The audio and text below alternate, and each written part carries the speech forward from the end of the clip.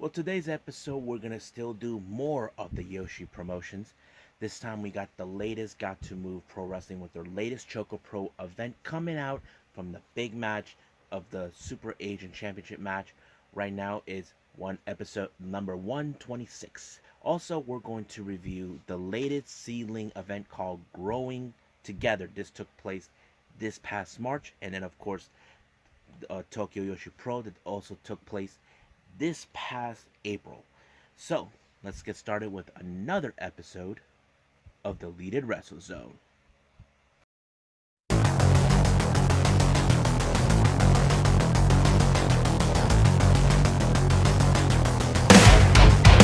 Are you ready? Get up, get up! Get up, get up! Get up, get up!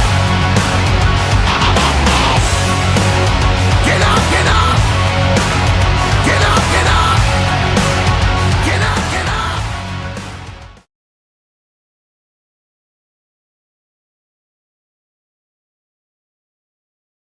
Welcome everybody to the Deleted Wrestle Zone. All things that it's pro wrestling with AEW, NXT, New Japan Pro Wrestling, Impact Wrestling, the National Wrestling Alliance, various promotions, wrestlers, matches, and championships. I'm your host, Jay right here. So, let's begin with the latest ChocoPro that took place today. This time it was three matches that they set up.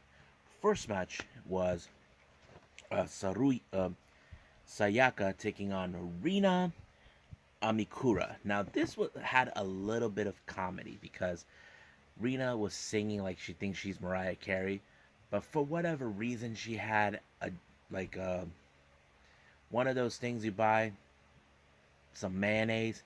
I'm like, what in the hell does she need the mayonnaise for? And she treats it like it's her lightsaber.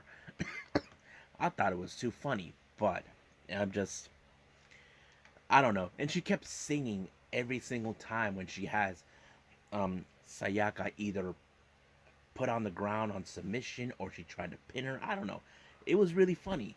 I just don't know what they're trying to do with it, but it was pretty interesting to see. But it was fun. Rena took the win on this one. I don't know how she was able to entertain me with her singing.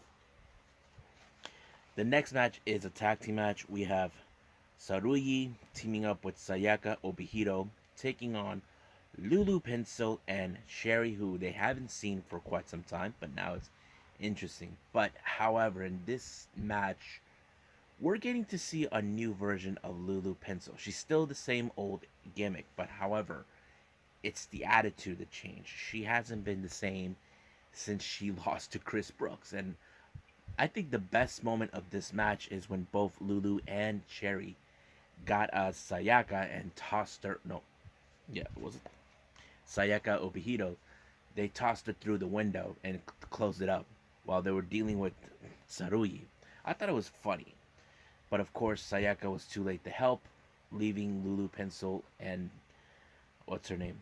Sherry to win. But it was Sherry who picked up the windfall. However, it wasn't over from there. Lulu decided that it was time for her to get payback against Chris Brooks. Now, keep in mind, their last encounter with Chris Brooks, Chris was in a six-person tag team match. He had Asuka, better known as Veni, also Yuna Mizumori. Lulu had both Emi and Minoru Fujita. So this time, this is personal between both Lulu and Chris. Now, Emi Sakura, who is the promoter, is like asking her, "Are you sure that's what you want?" Basically, she is not afraid. She wants him. She wants to deal with him. So the real question is, will Chris Brooks accept the challenge? Now, you probably say, isn't he part of the promotion? No, he is part of DDT. He's always been there, but he does a little bit of freelances once in a while, and this is one of them. So we'll just wait and see what happens. Only Emi Sakura will tell us the answer to that if Chris Brooks decides the challenge, accept the challenge by Lulu Pencil. Now the main event has always been my favorite. As you know, the tag team match. We have on one corner Shei Kobayashi, Kobai, Kobe, Koshikawa, and Yuna Mizunori taking on the Best Bros, Mei Shiruga and Balian Aki. Now, Balian did ask Mei how was he feeling because he was more concerned about her mental status. Keep in mind, the match itself went almost an hour. That's like an energy that she wasted. And it's no joke. I mean, I don't know if she was able to withstand it, but it was a killer match. But however, I think Mei Shiruga knows, okay, yes, I lost. Big deal. Let's just keep moving forward. And I think that's what she's trying to do. Even if Balinaki has the right to be concerned, that's what's going to happen. But it was a good match. Not to mention the same teamwork is still there with both the Best Bros. I enjoy. I'm a Best Bro fan. I think I should get shirts from them, just for fun. But just I just enjoy what they do, both Balianaki and Mei Shiruga. So it's really fun to watch. And they did an amazing combination pinfall. I was so amazed that they were able to win. So they are still unbeatable for the tag team titles. But we'll see who will be the next challengers. But right now, let's keep moving forward.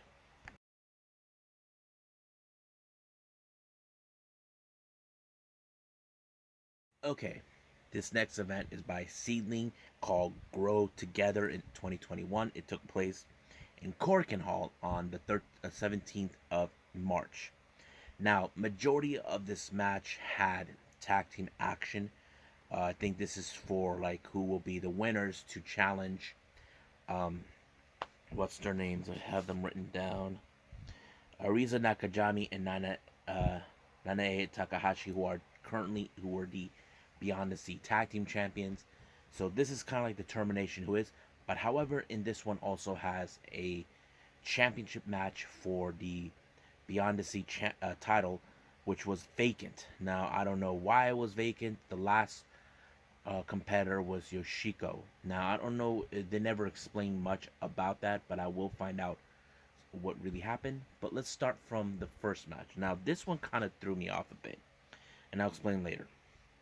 The first match is called Get a Dream Tournament. First round, we have Ayame Sazamura and Kaho Kobayashi taking on Izuki Aoki and Hiroi Mitsumuru. It was a good match. Now, I seen Izuki is one of the most toughest competitors, doesn't back down. She's like very aggressive. And, and to my surprise, and I wouldn't expect that it was Ayame who was going to picked up the victory, but it did. But however, they never showed up afterwards, after this win of the match. They said it was first round. It did make no sense, but let's keep moving on from that. The next of the first round, it was a high-speed match. First team we have Haruka and Chikayo Nagashima taking on Citrus Wind, consistent of Arisa Nakajima and Nanane Takahashi. Now, keep in mind, these two women from Citrus Wind were the well, right now they're not, but they were the Beyond the Sea tag team champions, and of course, their opponents are determined to win this tournament to have a shot of those titles, which is something that we can tell that's what they want. But they attacked them regardless, and they won easily like that. But however, it didn't end like that for them. Apparently, since they won the match, they had to continue again with the semifinal round. This time, facing off two members of Las Fresas de Yogistas, consisting of Rico Kaiju and Makoto. Now, Tsukushi was not too thrilled. She thinks it's unfair that they have to challenge fight these two after they just came out of win. Well, they had no other choice but to do it. But they did try to file a protest, but the match was already set. But they somehow once again were able to overcome this match, leaving Las Frescas de Egoístas out of the tournament, and they continue on to the finals. Now the next match is the SEAdLINNG Beyond the Sea title, which is vacant. Like I said, I don't know why it was vacant. The last champion was Yoshiko. Not sure if she was stripped because she was injured or she had to. relinquish the title because she's leaving. I don't know. It's still unclear for me. Now, the match was between Asuka, better known as Veni, taking on Rina Yamashita, who we've seen in various promotions from Ice Ribbon, and this one, of course, Gatoh Move. So it was a very tough match, a very high competitor, but I was amazed in this one how somehow Asuka actually won with an amazing pinfall, becoming the champion. I feel like Asuka is gonna be a big star, but however, would any of the international promotions will pay attention? I don't know, but they should pay attention to her. I know she was involved in the AEW Women's World title Eliminator, which she lost in the first round. So we'll see where they're gonna go with her. Now we get to the final match, which was part of the tournament.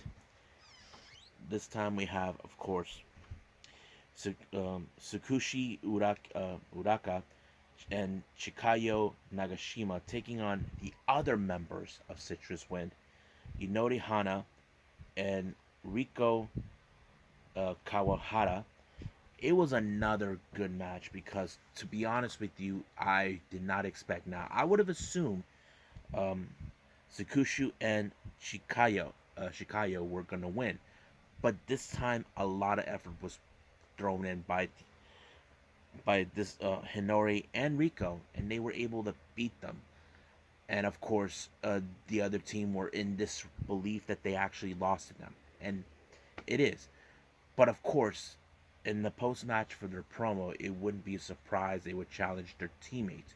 The other half of the members are currently the Beyond the Sea Tag Team Champions, but of course the runner-up team, they want a piece of the title. So it's still unclear how they're gonna play this out. Hopefully, there's more stuff coming from them. I can't wait to see what's gonna happen. But for now, let's just end it right here and move forward with the last thing. I think we got Tokyo Joshi Pro Wrestling.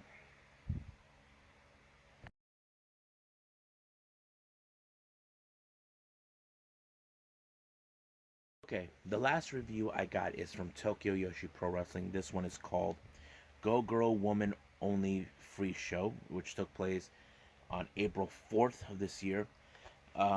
It was back in Tokyo, as always, in one of their smaller venues that I've seen many times over.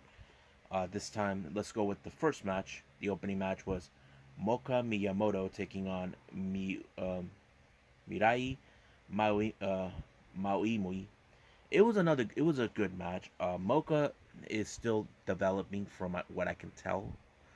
Um, uh, Mirai actually has a bit more experience. I know she did challenge for the Princess of Princess titles not too long ago, but she came up short on that match.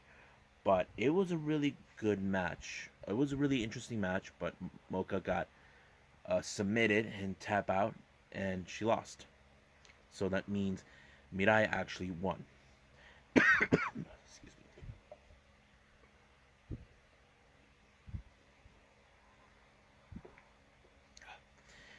The next match we have is a three-way match. We have Palm Harajuku versus Miraka Kobashi versus Yuki Kamifuku. Now the match, you know there is unpredictables when it comes to three ways, but however there was a spot that was so funny. I don't know where Yuki got this. She had like some sort of wipers, and something in them kind of messes up your eyes, and she did that already with Palm. She got in her eyes, and then she tried to do this with Marika. Marika tried to run, and of course they even got her back. It was kind of, I thought it was funny. Marika did not want no peace whatsoever, but somehow she got whatever the wipers were in her eyes, and Yuki won that match completely. So I don't know what was that all about. The next match we have is a tag team match. We got Mahito Kiru and Yuki and one half of the Princess Tag Team Champions Yuki Aino taking on Neo Bishikigun, consistent of May Saint Michelle. Actually, that's May Shiruga, but don't tell her. Don't, just keep that a secret. And Saki-sama, who is actually Saki Akira Akai. So this match was had a little bit of more that they're determined to win the tag team titles, but um, it's still unclear when would that happen. So I've been paying attention what's been seeing. However, there was a good moment where you see a bit of the unorthodox teamwork with Mei and Saki-sama, and it kind of worked. They were the most dominant team, but I know for sure at the end of the match when Mei Saint Michelle pinned um, my Mahito, it's a message to Yuki letting her know that sooner or later those titles are coming off their waist, and they're going with Saki-sama, and of course that's how it's gonna be.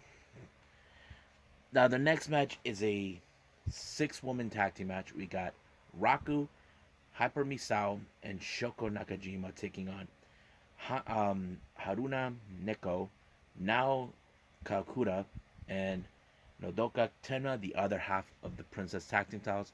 However, before the second team made their entrance, uh, Raku, Hyper, and Shoko decided to play some little mind games. And I don't know what they were thinking, to be honest with you, but I thought it was pretty funny.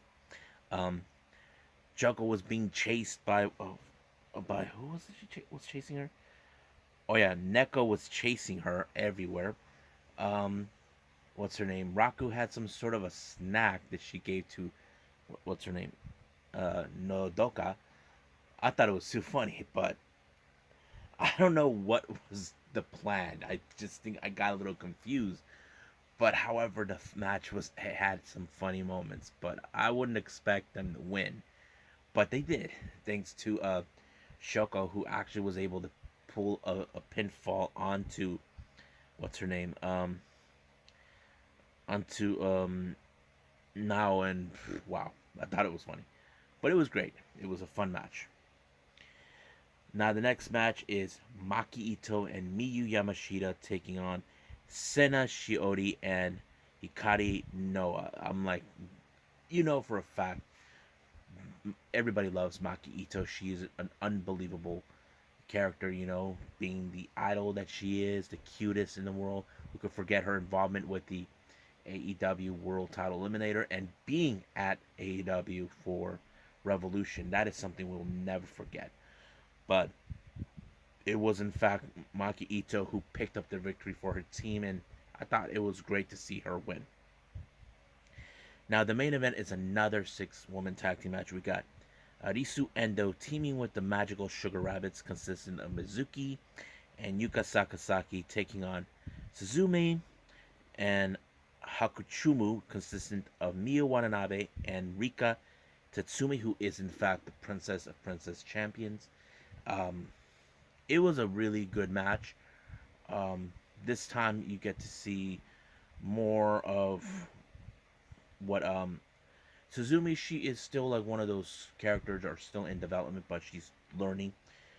Of course, Miyu Watanabe, we could forget not too long ago she had a title shot, came up short because she's close friends with Rika, and it was a really interesting match. You would have, but this one I was a bit biased because both teams are good.